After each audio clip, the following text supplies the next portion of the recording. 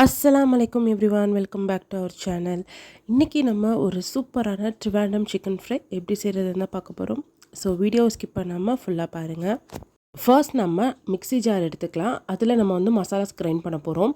ஒரு 20 சின்ன வெங்காயம், 10 பற்கள் பூண்டு, ஒரு 4லேருந்து 3 சைஸ் இஞ்சி எடுத்திருக்கேன். ஸோ நம்ம 1 இன்ச்சு சைஸில் ஒரு 3 எடுத்திருக்கேன். அடுத்து ஒரு 3 கொத்து கருவேப்பிலை, கொஞ்சமாக மல்லி இலை, அது கூட சேர்த்து ஒரு 7 காஞ்ச மிளகாயும் எடுத்திருக்கேன். இப்போது இது எல்லாமே நம்ம மிக்சியில் போட்டு நல்லா கிரைண்ட் பண்ணி ஒரு பேஸ்ட் மாதிரி எடுத்துக்கலாம். இந்த பேஸ்ட்டு தான் இந்த சிக்கன் ஃப்ரைக்கு ஒரு நல்ல ரிச்சான டேஸ்ட் கொடுக்கும். இதெல்லாமே நம்ம நல்லா பேஸ்ட் மாதிரி அரைச்சாச்சு. ஸோ இதை அப்படியே ஒரு மிக்சிங் பவுலுக்கு மாற்றிக்கலாம். இப்போது இதில் நான் ஒரு 1/2 கிலோ அளவுக்கு சிக்கன் ஆட் பண்ணியிருக்கேன். இது போன் அண்ட் போன்லெஸ் ரெண்டுமே தான் நான் ஆட் பண்ணியிருக்கேன்.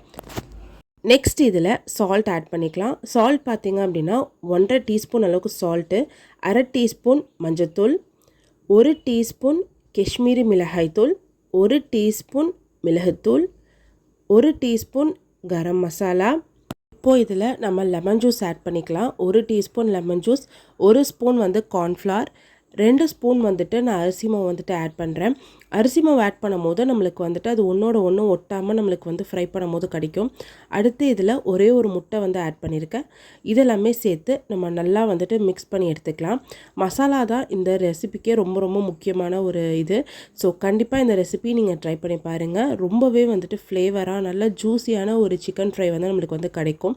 எல்லா மசாலாவும் நல்லா மிக்ஸ் பண்ணிவிட்டு ஃபைனலாக இது மேலே கொஞ்சமாக ஒரு 5 இலைகள் கருவேப்பிலை ஆட் பண்ணியிருக்கேன்.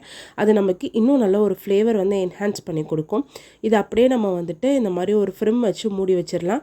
ஸோ கரெக்டாக பார்த்திங்க அப்படின்னா ஒரு 40 மினிட்ஸ் இது சிக்கன் நல்லா ஊறட்டும். அதுக்கப்புறம் நம்ம இதை ஃப்ரை பண்ணலாம்.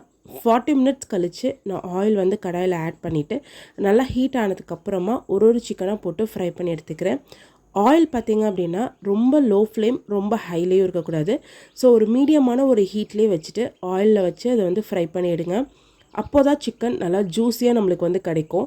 ரொம்ப ஹை ஃப்ளேமில் வச்சு பொரிக்கும் போது நம்மளுக்கு சிக்கன் ஒரு ரப்பர் மாதிரி போயிடும். ஸோ மீடியம் ஃப்ளேம்லேயே வச்சு நீங்கள் பொரிச்சிங்க அப்படின்னா ஒரு சூப்பரான ஒரு ஜூஸியான சிக்கன் ஃப்ரை உங்களுக்கு கிடைக்கும். கண்டிப்பாக ட்ரை பண்ணி பாருங்கள். என்கிட்ட இருக்கிற நெக்ஸ்ட் பேட்சஸ் ஆஃப் சிக்கன் எல்லாத்தையுமே நான் இதில் போட்டு ஃப்ரை பண்ணி எடுத்துக்கிறேன். நான் சொன்ன மாதிரியே நீங்களும் செஞ்சீங்க அப்படின்னா ஒரு சூப்பரான ட்ரிவாண்டம் சிக்கன் ஃப்ரை கண்டிப்பாக உங்களுக்கும் ஜூஸியாக கிடைக்கும்.